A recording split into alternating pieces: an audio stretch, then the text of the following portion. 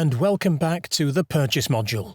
Now that you have had a brief introduction to the functionality and menus within the Purchase module, let's begin exploring various user access rights and order configuration options. We can see in the top right of the screen that we are logged in as Mitchell Admin, our user that has the highest level of access. From the main dashboard, we will click the Settings icon. We will click the Manage Users link, which will take us to a list of users with a default filter set to internal users. You can also access this view from the Users and Companies Users menu. Let's select Mitchell Admin, and first we will scroll to the bottom to look under Administration. We can see that we have Settings access, which is why we are able to see the Settings icon on our main dashboard. Clicking into the drop-down, the administration options are Settings, which allows access to change general settings and other user access rights. We also have access rights, which allows a user to only create users and edit access rights of users. If the administration field is blank, the user will not have access to the settings icon on their dashboard. Moving up the page to the inventory section, we see Mitchell has Purchase Administrator access rights. This allows him to access the purchase reporting and configuration menus.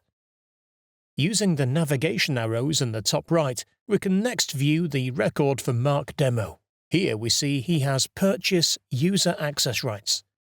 This means he will see the Purchase module on his main dashboard but will not have access to the reporting and configuration menu.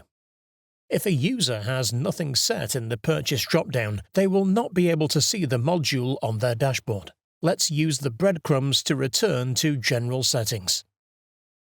Now we will begin exploring configuration options within the module. Clicking on Purchase in the left panel, we are taken to a range of module-specific settings. Before we dive into these, let's click the top left arrow to return to the main dashboard. From here, we will click the Purchase module icon and then the Configuration Settings menu. This takes us to the same page that we accessed via the Settings module.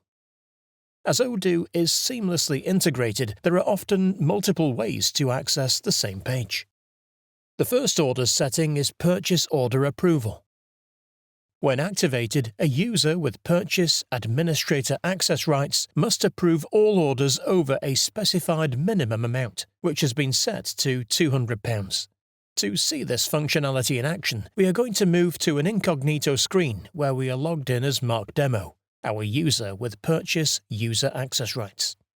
From the main dashboard, we will click the Purchase icon and click New to create a new quotation. We will enter the vendor Wood Corner and a product called Cabinet with Doors. Let's simply click Confirm Order, and we see that our RFQ has moved from the RFQ stage to the Confirmed Purchase Order stage, as it is below the minimum £200 that requires manager approval. Let's create another RFQ for Wood Corner, and we will add Cabinet with Doors and change the quantity to 3. This time, when we click Confirm, the order moves to the To Approve stage. Moving to our first screen where we are logged in as Mitchell Admin, let's return to the Requests for Quotation list, and we see the RFQ created by Mark that is in the top To Approve stage. Let's open the RFQ. Mitchell Admin, our user with Purchase Administrator access rights, can now click the Approve Order button and the order moves to a confirmed purchase order stage. We will move back to the Configuration Settings screen. The Lock Confirmed Orders is a feature that provides control on the editing confirmed purchase orders. When activated, if an RFQ is confirmed to a purchase order, it moves to a locked status. Only a user with Purchase Administrator access rights will have access to an unlock button if changes to the order are required. The order can then be manually locked again to prevent further changes. Note, if this feature is not activated, all users can edit details on a confirmed purchase order.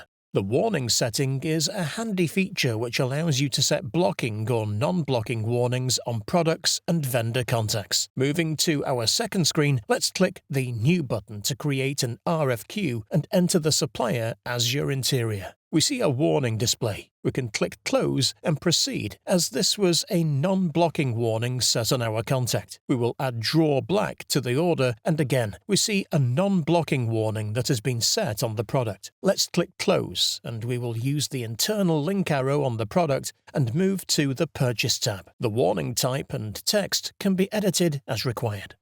Following the breadcrumbs back to the RFQ, we will click the internal link arrow in the vendor field. Under the Internal Notes tab, we see the warning functionality that can be configured as required on sales orders, purchase orders, or picking. There is a drop-down to set the type, either a warning or a blocking message, and a free text block in which to type the message which the user will see. Let's use the Request for Quotations breadcrumb to return to the list view. Returning to the Configuration Settings menu, under Purchase Agreements, we can manage blanket orders. These are long-term purchase agreements between a company and vendor to deliver products on a recurring basis with predetermined pricing. The purchase agreement setting allows you to create blanket orders, as well as alternative requests for quotation, which can help you save time and money. Let's move to this second screen and click the Orders Purchase Agreements menu, which is displayed because the purchase agreement setting is activated. Here we see blanket orders and purchase templates in various statuses, including draft, confirmed, and closed. Let's open the ongoing Wood Corner purchase template, which we see is an agreement for purchasing 100 large desks at a £60 unit price. Note that when you create a vendor purchase agreement, the vendor will automatically be added to the product template in the purchase template, which we will explore in a future lesson. A purchase agreement can also be selected when creating a new RFQ if the vendor has an existing purchase agreement, rather than creating the RFQ from the purchase agreement. We have a Smart button, which can be used to drill through to the RFQs associated with this purchase agreement, like so. We can see a purchase order for 10 desks at the agreed price of £60 each, with a 5-day delivery time. The other functionality activated by the purchase agreement setting is creating alternative requests for quotation for multiple vendors, sometimes referred to as a call for tender. This allows companies to easily compare vendor prices and delivery speed. In the Alternatives tab, we see another vendor, Deco Addict, listed. This RFQ has been sent, and this separate vendor has told us they can do a unit price of £55, with an expected arrival in 7 days. To create yet another alternative RFQ, we would simply click Create Alternative, choose the supplier, and if we want to copy the products from the original request for quote. Let's close that window and instead click Compare Product Lines. Here we see the earliest delivery and best price highlighted in green. We will choose that we want the cheaper price by selecting the Choose button, and we see the total column on our alternative RFQ update to 0. Using the breadcrumb, we will click the Deco Addict line in the Alternatives tab. Clicking Confirm, we are presented with a window where we can choose to cancel or keep the alternative RFQ. Let's click Cancel. Using the Request for Quotations breadcrumb, we will see a cancelled purchase order and a confirmed purchase order for this purchase agreement. Moving back to the Configuration Settings screen, we see Receipt Reminder, the final order setting. When activated, an Ask Confirmation tick box displays when a user creates a new RFQ. The user can tick this to automate a confirmation email being sent to the vendor on a specified number of days before the expected receipt date, asking the vendor to confirm the exact date. The tick box can also be configured on a vendor contact so that it is auto-populated when an RFQ is created for that vendor. Let's use the top left arrow icon to return to the main dashboard. Now we have explored various access rights and order configuration settings in Purchase. Why don't you head over to the next lesson, where we will review invoicing and product configuration settings. Thank you for watching, and until next time.